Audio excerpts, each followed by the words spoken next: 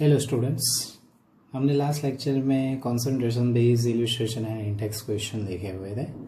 अब आज इस लेक्चर में हम देखना चाह रहे हैं एक्सरसाइज के ऐसे ही कुछ कंसंट्रेशन बेस्ड सम्स के बारे में। तो सबसे पहले हमारे पास एक्सरसाइज में 2.4 नंबर का क्वेश्चन है। उस क्वेश्चन में आपको दिया गया है कॉन्सेंट्रेटेड नाइट्रिक एसिड, जिसकी परसेंटेज की बात करें by mass 68 nitric acid by mass आपको दी गया है, और उसके बाद उस सॉल्यूशन की आपको डेंसिटी दी गई है 1.504 ओके ग्राम पर एमएल। तो आपको वहाँ पे ढूंढने को बोला गया है कि उसकी मोलारिटी कितनी होती है, वो आपको ढूंढनी है। तो सिंपल सा ही क्वेश्चन है। अब सिंपल से क्वेश्चन कैसे सॉल्व आउट कर पाते हैं, तो इस क्वेश्चन के लिए हमारे पास ऐसे शॉर्टकट से ही है जो हमने कॉन्सेंट्रेशन वाले टॉपिक में पढ़ी हुई है। Molarity is equal to percentage W by W into density into 10 divide by molecular weight. ये शॉर्टकट ऐसे ही है कि आप कोई भी जगह पे यूज़ कर सकते हो। तो बड़ा सा सम आपका 1 या 2 मिनट में आप इजीली गिन पाओगे। तो हमें यहाँ पे सबसे पहले नाइट्रिक एसिड का फॉर्मूला याद होना चाहिए, HNO3 यानी कि नाइट्रिक एसिड बोलते हैं, और उसके लिए आपको उसका मोलिकुलर वेट आना चाहिए। तो इस HNO3 का मोलिकुलर वेट हर एक बच्चे को अभी आता ही होगा, 63 ग्राम पर मोल। ओके, तो हमारे पास यहाँ पे क्वेश्चन में आपको क्या दिया गया हुआ है, तो सिंपल सा परसेंटेज बाय मास यानी कि percentage W by W, density यानी कि D दे दी गई है, मोलिकुलर वेट भी हमने ढूंढ लिया है। तो हमें अब वैल्यू पुट अप करवानी है। तो कैसे करवा सकते हैं, molarity is equal to 68 into density is equal to 1.504 into 10, molecular weight is equal to 63, यानी कि टोटल अगर आप आंसर लाने जाओगे तो 16.23 मोलर जैसा आपका आंसर देखने को मिलेगा। ओके, तो हर एक बच्चे को क्या करना है, इस वाले सम के अंदर ये जो फॉर्मूला है वो 2-3 बार लिख लेना है, और अपने टेक्स्ट बुक के अंदर भी लिख लेना है, क्योंकि वो आपका लाइफ टाइम चलता रहेगा। ओके, तो इस क्वेश्चन में कोई तकलीफ नहीं होगी। ओके स्टूडेंट्स, अब हमें 2.5 नंबर के क्वेश्चन में दिया गया है ग्लूकोज वाटर सॉल्यूशन है, यानी कि ग्लूकोज का एक्वेस सॉल्यूशन आपको दिया है। उसके ऊपर लेबल कितना लिखा हुआ है, 10% W बाई W यानी कि बाय मास, और दूसरी आपको वहाँ पे और चीज़ दे दी गई है। ढूंढने को क्या बोला है, मोलालिटी ढूंढनी है, मोल फ्रैक्शन ढूंढने हैं, 2 चीज़ आपको ढूंढनी है। और एक और चीज़ भी आपको दे दी गई है, डेंसिटी ऑफ सॉल्यूशन 1.2 है, तो उस दौरान आपको उसकी मोलारिटी ढूंढनी है, यानी कि टोटल हमें 3 केस अलग अलग ढूंढने पड़ेंगे। बट सबसे पहले हम इस क्वेश्चन के अंदर क्या कर सकते हैं, तो 10% W by W glucose solution के बारे में बात करते हैं। वापस बोल देता हूँ, 10% W by W glucose solution के बारे में बात कर लेते हैं। तो उसका मीनिंग क्या होगा, तो आप लोगों को मैंने परसेंटेज W बाई W की डेफिनेशन पढ़ाई हुई है, उसमें मैंने बोला हुआ था 10% W बाई W उसका मीनिंग क्या होता है, तो सिंपल 10 ग्राम इन 100 ग्राम सॉल्यूशन। वापस मैं बोल देता हूँ, 10 gram glucose is dissolve in 100 gram solution. तो इसके ऊपर से आपको 2 चीज़ मिल जाएगी। कौन से 2 चीज़, तो 10 ग्राम आपका ग्लूकोज मिल चुका है, जो कि आपका क्या था, सॉल्यूट था। ओके, और दूसरी आपको कौन सी चीज़ मिल चुकी है, बाकी का 90 ग्राम आपका H2 यानी कि वाटर होगा, जो कि आपका सॉल्वेंट है। तो इस तरह हमें सॉल्यूट एंड सॉल्वेंट के मास मिल चुके। तो उसके ऊपर से हम सबसे पहले क्या ढूंढना चाहेंगे, मोलालिटी, बराबर है। तो बच्चों को याद होगा ग्लूकोज का फॉर्मूला। ग्लूकोज का फॉर्मूला हम कौन सा लिखते हैं, C6H12O6, और उसके मोलिकुलर वेट की बात कर लेते हैं 180। यूनिट क्या लगता है, ग्राम पर मोल। तो इसके ऊपर से सबसे पहले मोलालिटी का फॉर्मूला क्या बनता है, wait into 1000 divide by molecular weight into weight of solvent यानी कि W0। तो हमारे पास सब कुछ है, तो हम इस वाले फॉर्मूला के अंदर क्या कर सकते हैं, इजीली वैल्यू पुट अप करवा सकते हैं। तो मोलालिटी वेट आपका ग्लूकोज का कितना था 10 into 1000 divide by molecular wait हमारा कितना मिल चुका है 180 और W0 यानी कि वाटर का वेट कितना था 90। तो उसके ऊपर से अगर आप आंसर लेना चाहोगे तो 0.617 यूनिट क्या लगेगा मोलर लिख सकते हो या मोलालिटी भी लिख सकते हो या स्मॉल m भी लिख सकते हो। तो ये आपका पहला आंसर बन चुका है इधर तक। ओके, तो हमारा पहला आंसर हमें मिल चुका है। तो स्टूडेंट्स अब हमें मोलालिटी मिल चुकी है और हमें एक और केस भी ढूंढना है, मोलारिटी भी ढूंढनी है। तो मोलारिटी कैसे ढूंढ सकते हैं, तो अभी जस्ट आगे के क्वेश्चन में हमने बताया एक छोटा सा formula, molarity is equal to percentage W/W into density into 10 divide by molecular weight. तो परसेंटेज W/W यानी कि कितने थे 10, डेंसिटी आपको 1.2 दे दी गई है इंटू 10 और मोलिकुलर वेट आपको कितना दे दिया गया है 180। तो इधर आपको लिखना है तो मोलारिटी इज इक्वल टू आपको कितना मिल जाएगा 0.67 मोलर। तो आपका आंसर कितना मिल जाएगा सेकंड। ओके, उसके बाद आपको एक और ढूंढना है, मोल फ्रैक्शन के बारे में ढूंढना है। तो मोल फ्रैक्शन आप कैसे कर सकते हो, तो वहाँ पे आपको ग्लूकोज का मास कितना मिल चुका था, तो glucose mass is equal to 10 gram और उसके मोलिकुलर वेट की बात चली तो उसका मोलिकुलर वेट कितना था 180 ग्राम पर मोल। ओके, तो उसके ऊपर से आप ग्लूकोज के मोल ढूंढ लोगे। तो glucose mole is equal to कितने मिल सकते हैं, तो 10 डिवाइड बाय 180। तो आपको उसका आंसर कैलकुलेट करोगे तो 0.055 मोल मिल जाएंगे। इसको मैं एक स्टार दे रहा हूँ। ओके, वैसे दूसरा आपको कौन सा मिलने को मिलेगा, तो H2O मास की बात चल रही है। तो H2O mass is equal to 90 gram और उसके मोलिकुलर वेट कितना होता है 180 की जगह पे अब कितना लिखना है ओनली 80 ग्राम पर मोल। तो आपको उसके बेस पे आपको H2O मोल मिल जाएंगे। H2O mole is equal to 90 divide by 18 यानी कि 5 मोल आपको मिल जाएंगे। उसको भी आप क्या दे रहे हो, एक छोटा सा स्टार। अब आपको याद होगा मोल फ्रैक्शन के लिए टोटल मोल करना पड़ता है। तो इधर आपके total mole is equal to 0.055 plus 5। तो दोनों का एडिशन कराओगे तो कितना 5.055 मिल जाएंगे। तो इसके बेस पे आपको क्या करना पड़ेगा, तो मोल फ्रैक्शन ढूंढना पड़ेगा। तो मैं यहाँ पे लिख देता हूँ mole fraction of glucose is equal to mole divide by total mole, यानी कि ग्लूकोज के मोल हमारे पास थे 0.055 डिवाइड बाय 5.055। तो टोटल आप मोल फ्रैक्शन है उसके करने जाओगे तो 0.01 समथिंग मिलेगा। तो आपका आंसर थर्ड हो चुका है। और वैसे मोल फ्रैक्शन ऑफ H2O,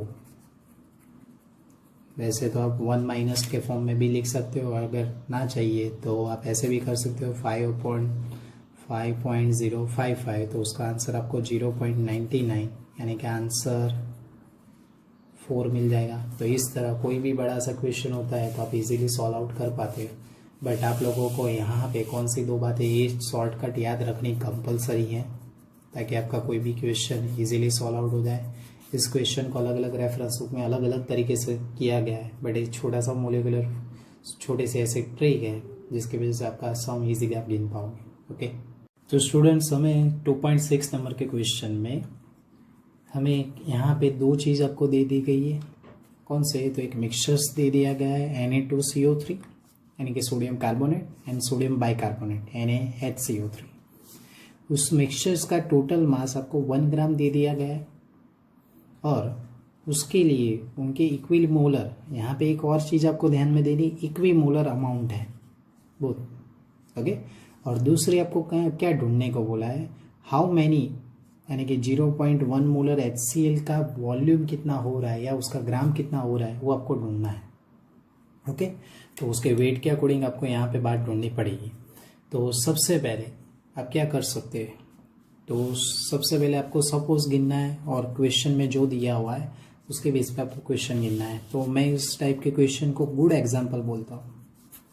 क्योंकि गुड एग्जाम्पल क्यों, क्योंकि ये ऐसे क्वेश्चन आपको आ सकते हैं या पूछ सकते हैं कॉम्पिटिटिव एग्जाम्स के अंदर भी या गुजरात बोर्ड के अंदर भी। ओके, तो सबसे पहले हम बात करना चाह रहे हैं, तो तो मास ऑफ मिक्सचर्स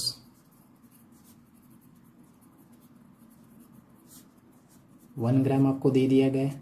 तो अब आपको यहाँ से एक बात और नोटिस करनी है, तो आपको सपोज करना पड़ेगा, suppose mass of Na2CO3 is equal to x gram, suppose. Okay, और दूसरा तो उसके ही बेस पे आपको क्या और चीज पता चल जाएगी, तो mass of NaHCO3 is equal to 1 minus x gram. अब हर एक बंदे को ये नहीं पता होगा 1 माइनस एक्स ग्राम क्यों लिया है, तो मैंने क्वेश्चन में ही बोला है कि मिक्सचर्स का टोटल मास कितना है, 1 है, यानी कि इन दोनों का टोटल मास का आंसर कितना होना चाहिए, 1, यानी कि इसका सपोज एक्स देना तो दूसरे का 1 माइनस एक्स कर सकते हैं। और दो चीज़ आप लोगों को याद होनी चाहिए इस वाले क्वेश्चन के अंदर, एक तो Na2CO3 का मोलिकुलर वेट आपको आना चाहिए, तो Na2CO3 का मोलिकुलर वेट आप कैलकुलेट करोगे तो 106 ग्राम पर मोल, और दूसरा आपको कौन सा NHCO3 यानी कि सोडियम बाइकार्बोनेट, उसका मोलिकुलर वेट आपको कितना मिलेगा, 84 ग्राम पर मोल। ये दो चीज़ आपको मिल सकती है। तो उसके ही बेस पे सबसे पहले आपको क्या करना है, तो यहाँ पे ध्यान दीजिए, आपको मोल ढूंढने, तो mole of Na2CO3 is equal to weight divide by molecular weight, x divide by 106। ये आपका पहला इक्वेशन बन चुका। x क्यों, क्योंकि उसका मास x है और उसका मोलिकुलर वेट 106। और वैसा ही वैसा mole of NaHCO3 is equal to weight divide by molecular weight, यानी कि 1 माइनस एक्स डिवाइड बाय 84। अब हमें क्वेश्चन में ध्यान देना है सबसे पहले हर एक बच्चे को कि क्या है, हमें यहाँ पे बोला गया है इक्विमोलर अमाउंट। इक्विमोलर यानी कि दोनों के मोल क्या होंगे, अमाउंट क्या होगी, सेम होगी। तो हम इसके बेस पे इक्वेशन 1 एंड 2 के बेस पे आप लिख सकते हो, क्या लिख सकते हो, मोल ऑफ Na2CO3, वापस बोला, mole of Na2CO3, mole of Na2CO3 is equal to mole of, क्या बन सकता है, NHCO3। तो दोनों के इक्वल आप कर लेंगे तो क्या मिलेगा, x upon 106 is equal to 1 minus x upon 84।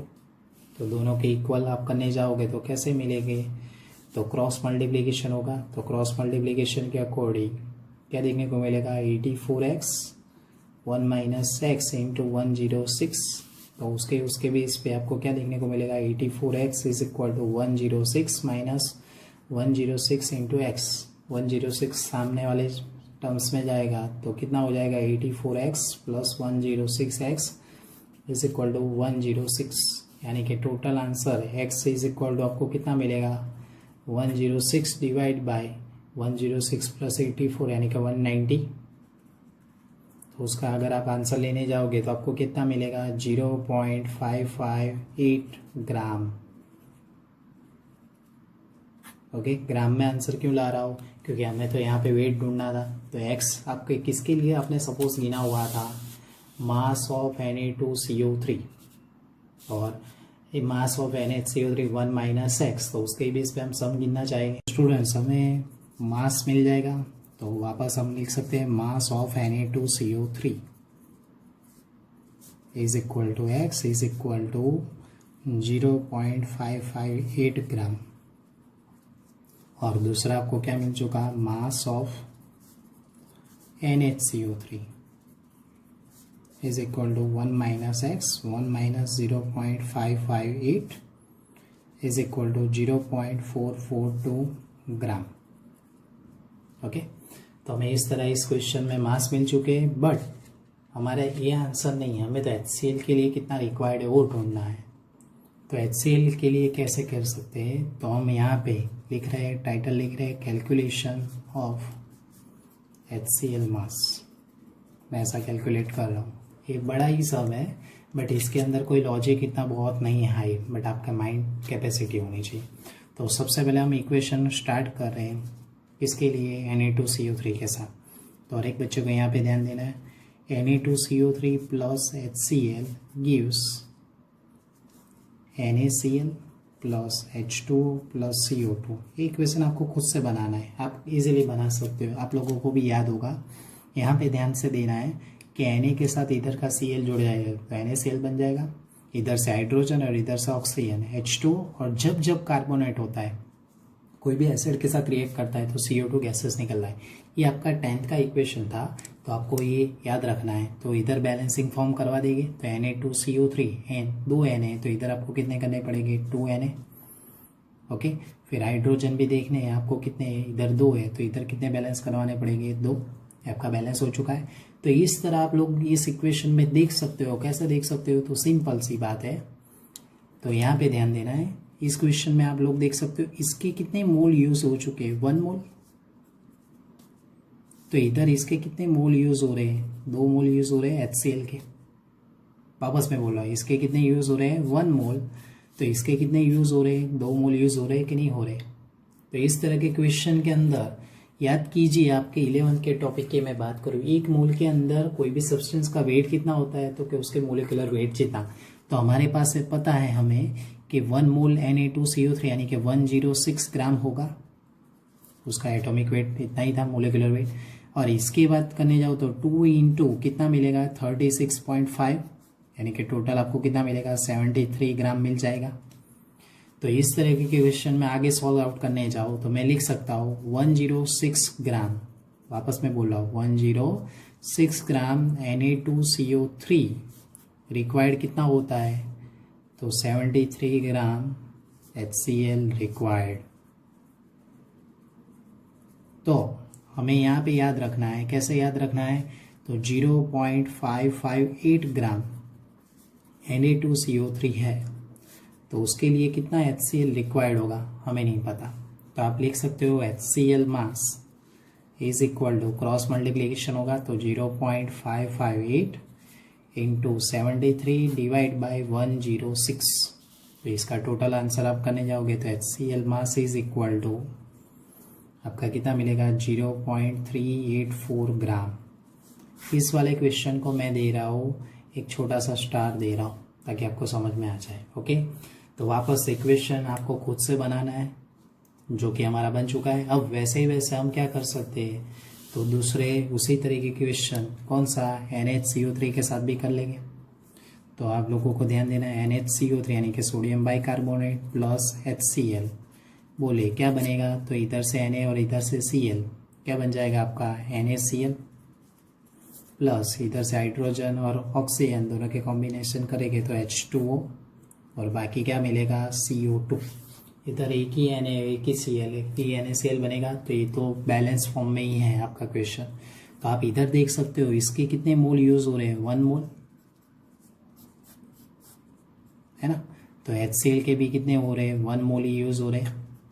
जैसे मैंने आगे बोला था वैसे ही मैं यहाँ पे बोल रहा हूँ, 1 मोल के अंदर कितना है मोलिकुलर वेट जितना ही मास डिसॉल्व हो सकता है। तो यानी कि इसका मोलिकुलर वेट कितना था 84 ग्राम था, तो इसका कितना था 36.5 ग्राम। तो हम रिक्वायर्ड फॉर्म में लिख सकते हैं कैसे, तो 84 ग्राम NHCO3 कितना रिक्वायर्ड कर रहा है 36.5 ग्राम HCl रिक्वायर्ड है। तो आपके पास कितना यहाँ पे मिल चुका है NHCO3 का वेट हम लोगों ने आगे ढूंढा था 0.442 ग्राम NHCO3 है। तो उसके लिए आपका उसका कितना मास रिक्वायर्ड होगा वो ढूंढना पड़ेगा। तो उसके लिए आपको कैसे मिल जाएगा, तो HCl mass is equal to 0.442 into 36.5 divide by 84, तो 0.192 ग्राम ऐसे मिल जाएगा। तो इस तरह आप क्या कर सकते हो, तो टोटल मास कर सकते हैं। टोटल मास कैसे कर पाएंगे, तो यहाँ पे ध्यान दीजिए, total mass of HCl, total mass of HCl is equal to 0.384 plus 0.192, यानी कि टोटल मास आप करने जाओगे तो कितना मिलेगा 0.576 ग्राम। ये आपका मिल चुका है। अब आप लोगों को याद होगा कि मोलारिटी वाला फॉर्मूला हमें ढूंढना है। तो मोलारिटी का वाला फॉर्मूला कौन सा था? Wait into 1000 divide by molecular weight into volume of solution. तो हमें यहाँ पे वॉल्यूम ढूंढना है, तो वॉल्यूम को हम सब्जेक्ट बना देंगे। तो वॉल्यूम इज इक्वल टू क्या मिल जाएगा? तो wait into 1000 divide by molecular weight into molarity. तो इस तरह के क्वेश्चन में हमें वैल्यू पुटअप करवानी है। टोटल मास आपका यहाँ पे मिल चुका है और क्वेश्चन आप लोग याद कर लीजिए। तो क्वेश्चन में आपको मोलारिटी भी दे दी गई है। तो बोलिए 0.576 into 1000 divide by molecular wait आपका कितना मिलेगा? 36.5 और मोलारिटी आपको 0.1 दे दी गई है। तो इस तरह आपको वॉल्यूम ml में कितना मिल जाएगा? 157.80 ml। ये आपका आंसर हो चुका। ओके, तो हर एक स्टूडेंट्स को याद रखना है, इस सम बहुत ही बड़ा है, आप लोगों ने देखा, बट सम के अंदर लॉजिक इतना बहुत ही हाई लेवल का नहीं है, बहुत ही सिंपल है। तो आपको लोगों को क्या करना है? सिंपल ही सादा ही से आपने बोल सकते हैं इजीली आप अपने कॉन्सेप्ट को पकड़ के रखिए। तो कॉन्सेप्ट आपको क्या ले जाएगा? आंसर तक ले जाएगा। स्टूडेंट्स, हमें 2.7 नंबर के क्वेश्चन में क्या दिया गया हुआ है? तो 300 ग्राम ऑफ 25% सॉल्यूशन, एक ये सॉल्यूशन आपको दिया गया है, और दूसरा 400 gram of 40% solution by mass. इन दोनों सॉल्यूशन का आपको मिक्सिंग दिया गया है, एक सॉल्यूशन आपको क्रिएट करना है। तो उसके अंदर मास परसेंटेज आपको ढूंढने हैं। तो इस तरह के क्वेश्चन आप कैसे सॉल्व कर सकते हैं? तो इजीली है। तो यहाँ पे ध्यान देना है, सॉल्यूशन पहला यानी कि फर्स्ट सॉल्यूशन की मैं बात कर रहा हूँ। तो फर्स्ट सॉल्यूशन के अंदर मास ऑफ सॉल्यूट की मैं बात कर लूँ, mass of solute is equal to 25% कितने में से? 300 ग्राम में से, यानी कि 25% 300 ग्राम के कर दूँ मैं। 25% यानी कि 25 divide by 100 into 300 gram solution है। तो उसका आंसर आप करने जाओगे तो आपको कितना मिल जाएगा? 75 ग्राम, जिसको आप क्या दे रहे हो? नंबर 1। उसके बाद आप क्या कर रहे हो? तो सेकंड सॉल्यूशन के बारे में बात कर रहे हो। तो सेकंड सॉल्यूशन, उसके बारे में भी हम बात कर लेते हैं। तो उसके अंदर भी मास ऑफ सॉल्यूट ढूंढ लेंगे। तो mass of solute is equal to, देखिए यहाँ पे 400 gram of 40% solution by mass, यानी कि 40% आपको करने किसके? 400 ग्राम सॉल्यूशन के। तो उसका आंसर आप करने जाओगे तो 160 ग्राम आपको मिल जाएगा। ये आपका क्या हो चुका? Second number. उसके बाद आपको क्या करना पड़ेगा? तो सिंपल सा ही है, मैं यहाँ पे बोल रहा हूँ सिंपल, क्योंकि आप क्या करोगे? टोटल मास ऑफ सॉल्यूट करोगे। तो टोटल मास ऑफ सॉल्यूट आपको कितना मिलेगा? 75 प्लस 160, यानी कि आपका आंसर कितना मिल जाएगा? 235 ग्राम मिल जाएगा, जिसको आप क्या दे रहे हो? नंबर 3। ओके, तो इधर तक कोई। तो अब हमें क्या करना पड़ेगा? तो टोटल मास ऑफ सॉल्यूशन लिखना पड़ेगा। तो आप लोगों ने क्वेश्चन में देखा, अगर दोनों सॉल्यूशन के मास आपको दे गए थे, उनका टोटल करना पड़ेगा, यानी कि एक का 300 था, दूसरे का 400, यानी कि टोटल आपको 700 ग्राम मिल जाएगा। तो इसको आप क्या दे रहे हो? नंबर 4। अब याद कर लीजिए, आपको फाइनल जो भी सॉल्यूशन मिल चुका है, ये लास्ट वाला, उसके आपके मास परसेंटेज ढूंढने हैं। तो उसके मास परसेंटेज आप कैसे ढूंढ सकते हैं? तो सिंपल है, total mass of solute divide by total mass of solution into 100। Okay, तो इस तरह के क्वेश्चन में टोटल मास ऑफ सॉल्यूट हमारे पास कितना था? तो 235 डिवाइड बाय टोटल सॉल्यूशन का मास कितना था? 700 इंटू परसेंटेज के कितने लिखने पड़ेंगे? 100। तो आपको आंसर कितना मिल जाएगा? 33.57% है। ये आपका आंसर हो चुका। अगर ये मास परसेंटेज बाय सॉल्यूट के लिए थे, अगर कोई बंदा बोलेगा सर हमें मास परसेंटेज सॉल्वेंट भी ढूंढना है, तो कैसे कर सकते हैं? तो सिंपल है, मास परसेंटेज बाय सॉल्वेंट के लिए हमें चाहिए। तो 100 माइनस 33.57 कर दीजिए, तो आपको कितने मिल जाएंगे? 66.43% मिल जाएंगे। तो ये एक्स्ट्रा हो चुका, कभी ढूंढने को बोल सके तो सिंपल सा ये बात आप लोगों को याद रह चुकी है, फॉर्मूला याद रखना है। तो स्टूडेंट्स हमें 2.8 नंबर के क्वेश्चन में क्या दे दिया गया है, एक एंटीफ्रीज सॉल्यूशन है। सबसे पहले एंटीफ्रीज सॉल्यूशन क्या है, तो बाय मास हमने कंसंट्रेशन वाले टॉपिक में पढ़ा हुआ है इथिलीन ग्लाइकॉल सॉल्यूशन के बारे में। और दूसरे यहाँ पे इथिलीन ग्लाइकॉल का आपको मास दे दिया गया है।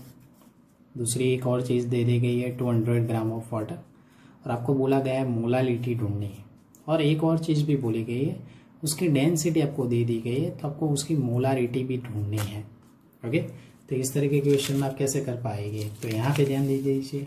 सबसे पहले आपको क्या करना पड़ेगा, तो इथिलीन ग्लाइकोल के बारे में, उसके मास के बारे में, उसके मोलिकुलर वेट के बारे में डिस्कस करना पड़ेगा। तो ethylene glycol mass is equal to 222.6 gram. Okay, हर एक बच्चे को याद होगा इथिलीन ग्लाइकोल का फॉर्मूला C2H6O2, या हमने उसका फॉर्मूला भी ऐसे रिप्रेजेंट किया हुआ था CH2CH2, इधर भी OH और इधर भी OH। ओके, उसके अलावा आप लोगों को एक और चीज़ बोली गई होगी, H2O मास के बारे में बात की गई होगी। तो H2O मास आपको 200 ग्राम दे दिया है। ओके, वापस मैं लिख देता हूँ 200 ग्राम। ओके, तो इसमें आपको याद रखना है, इसके मोलिकुलर वेट आप लोग ढूंढ लोगे तो उसका मोलिकुलर वेट आपको कितना मिल जाएगा, 62 ग्राम पर मोल मिल जाएगा। ओके, तो आपके पास सबसे पहले मोलालिटी का फॉर्मूला है ही, मोलालिटी इज इक्वल टू क्या मिल जाएगा, wait into 1000 divide by molecular weight into W0, यानी कि वेट ऑफ सॉल्वेंट। तो इस वाले क्वेश्चन में आपके पास इन दोनों में से वेट किसको सॉल्वेंट लेना और किसको सॉल्यूट लेना, तो यहाँ पे याद रखना है इस वाले क्वेश्चन में इथिलीन ग्लाइकोल सॉल्यूशन बन रहा है वाटर के अंदर, तो ये आपका क्या बन जाएगा, सॉल्यूट बन जाएगा, और ये आपका कौन सा बन जाएगा, सॉल्वेंट बन जाएगा। तो ये खास चीज़ आप लोगों को याद रखनी है। तो इसीलिए इसका वेट को आप क्या कौन से साइन दोगे, W, और इसके वेट को आप कौन से साइन दोगे, W0, यानी क्या सॉल्वेंट वेट। तो 222.6 into 1000 divide by molecular weight कितना मिलता है, 62, और weight of solvent is equal to 200। तो मोलालिटी इज इक्वल टू आपको कितना मिल जाएगा, 17.95 मोलल। इस कुछ इस तरह आपको मिल जाएगा। तो इसको आप आंसर नंबर 1 दे सकते हो। ओके, तो सबसे पहले सिंपल था। अब उसके बाद आपको मोलारिटी ढूंढने को बोला है, तो मोलारिटी कैसे ढूंढ सकते हैं, तो उसके लिए शॉर्टकट्स लेवल याद कर लेते हैं। Density is equal to molarity bracket में 1 upon molality plus molecular weight into 1000। तो इस वाले क्वेश्चन के अंदर भी आप इजीली सॉल्व कर पा सकते हो। कैसे, तो डेंसिटी सॉल्यूशन की दे दी गई है, मोलारिटी सॉल्यूशन की है, मोलालिटी है, आपको मोलिकुलर वेट तो आता ही होगा। तो इस वाले क्वेश्चन के अंदर आपको क्या करना पड़ेगा, मोलारिटी को सब्जेक्ट बनाते हैं, तो कैसे बनेगा, density divide by 1 upon molality और molecular weight divide by 1000। Okay, तो ये फॉर्मूला हर एक बच्चे को आना चाहिए और याद रखना है, आपके टेक्स्ट बुक में कहीं पे भी लिख लेना है ताकि आपको इजीली सॉल्व आउट कर सकते हैं। तो कैसे कर पाएंगे, तो ध्यान देते, molarity is equal to density, density कितनी है 1.072 divide by 1 upon molality, molality की बात करने जाए तो 17.95, और मोलिकुलर वेट की बात चल रही है तो मोलिकुलर वेट आपका कितना मिलेगा, 62 डिवाइड बाय 1000। तो उस तरह आपको आंसर कितना मिलेगा, टोटल आप कैलकुलेट कराओगे तो 9.10 मोलर मिल जाएगी। ओके, तो ये आपके आंसर सेकंड मिल चुका आप लोगों को। तो मुझे 2 बात याद रखनी है, एक तो डेंसिटी वाला ये फॉर्मूला याद रखना है, और दूसरा सिंपल इस वाले क्वेश्चन में टर्निंग पॉइंट यही होगा, सॉल्वेंट और सॉल्यूट किसको सपोज कीने। ओके, तो वो याद रहना चाहिए। तो स्टूडेंट्स हमें 2.9 नंबर के क्वेश्चन में क्लोरोफॉर्म दे दिया गया है, और दूसरा उसकी ppm आपको बाय मास दे दी गई है, 15% बाय मास, और आपको क्या क्या ढूंढने को बोला है, परसेंटेज बाय मास, और दूसरा उसके मोलालिटी ढूंढने को बोला गया है। तो बहुत ही सिंपल सा क्वेश्चन है, 11th के अंदर भी ये क्वेश्चन था, तो रिपीटेशन हो रहा है, तो यहाँ पे ध्यान देना है। सबसे पहले क्वेश्चन में, पहले वाले केस में आप क्या कर सकते हो, तो CHCl3 परसेंटेज आपको ढूंढने हैं बाय मास, तो सिंपल है, मास ऑफ CHCl3 यानी कि chloroform divide by mass of solution into 100। तो अब हर एक बच्चे को याद रखना है मास ऑफ CHCl3 और मास ऑफ सॉल्यूशन। तो 15 ppm यानी कि 15 ppm का मीनिंग क्या होता है, 15 ग्राम,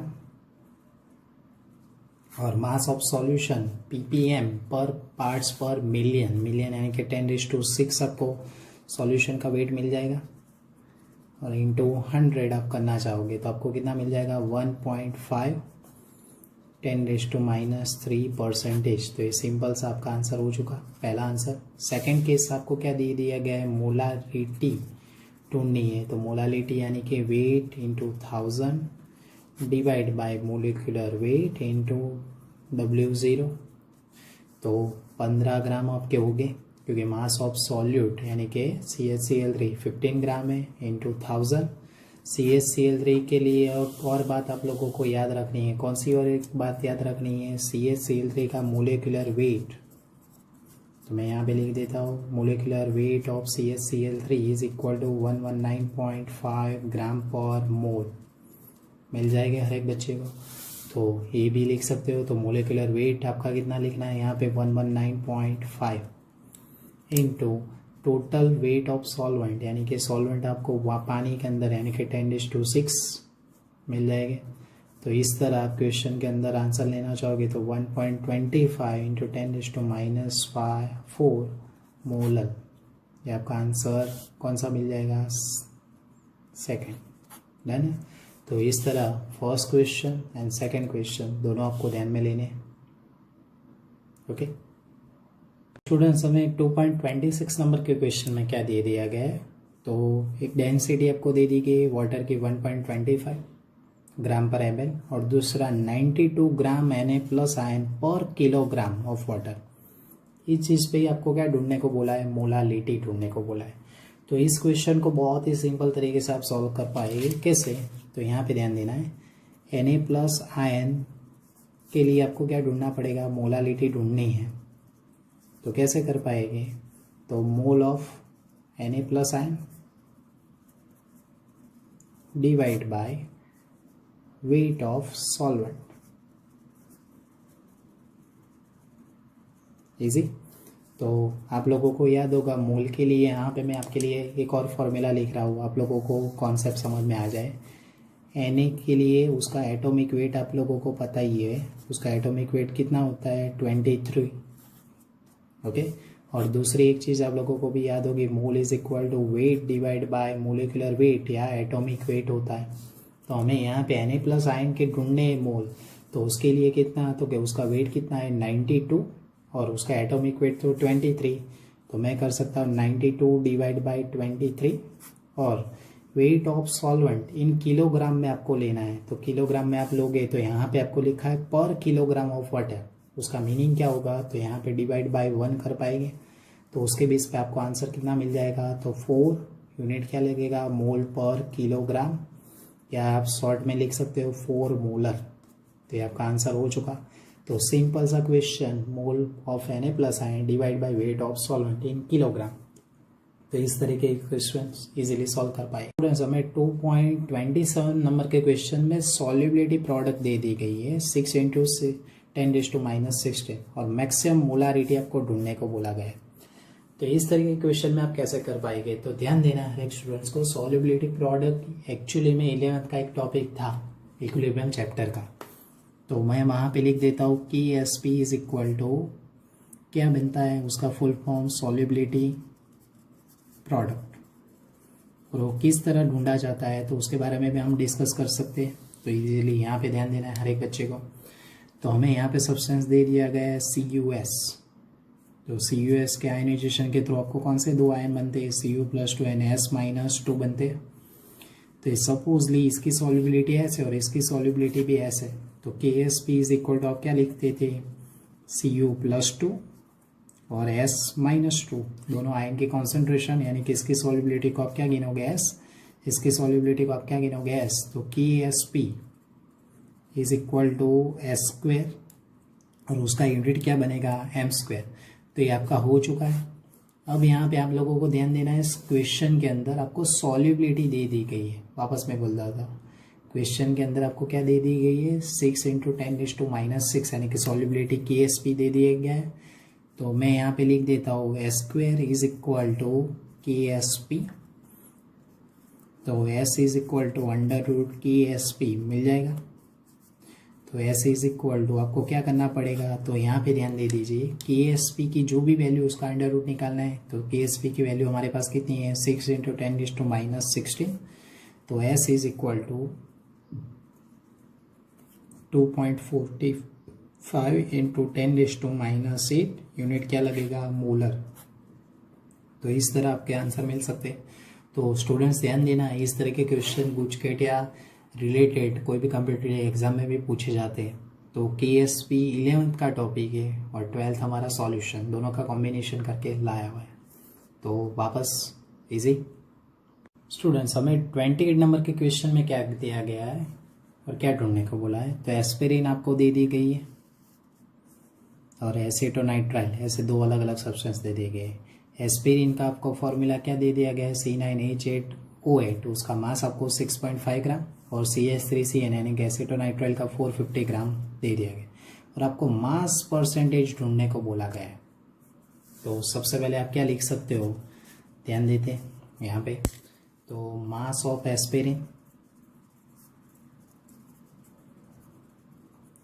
is equal to 6.5 gram, okay.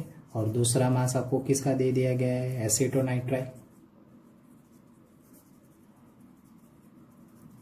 तो वो कितना दे दिया गया है, 450 ग्राम। अब आप लोगों को ये डिसाइड करना है कौन सा सॉलिड होगा, कौन सा सॉल्वेंट होगा। तो ये जो भी सब्सटेंस है वो आपका क्या बन जाएगा, सॉल्यूट, और ये कौन सा बन जाएगा, सॉल्वेंट। तो हर एक स्टूडेंट्स को अब एक और बात याद होगी, टोटल मास ऑफ सॉल्यूशन